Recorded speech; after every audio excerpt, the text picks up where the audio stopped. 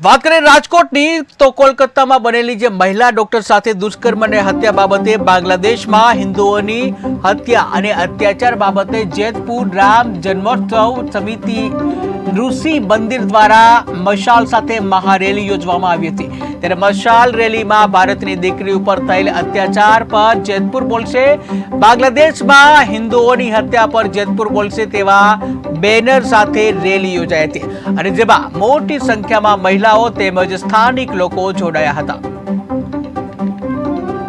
ममता बहन के संग जो हुआ है, हम भारतीय हैं, हमारा भारतीय शास्त्रों में ऐसा है कि यत्र नार्यस्तु पूज्यन्ते रमन्ते तत्र देवता। ऐसे देश में ऐसे ही निर्दयी कपटी लोगों के द्वारा एक बहन पर अत्याचार हो, दुष्कर्म हो, फिर उसकी हत्या हो, हम सरकार से निवेदन करते हैं ऐसे पापियों को फांसी की सजा दें। આપણો દેશ આઝાદ છે પણ આપણી બેનો દીકરીઓ આઝાદ નથી। ક્યાં સુધી આવી બેનો દીકરીઓ હેરાન થશે? આવા બેદર્દીઓ હેવાનીઓ ફરે છે, એ લોકોને સીધી ફાંસી જ આપો।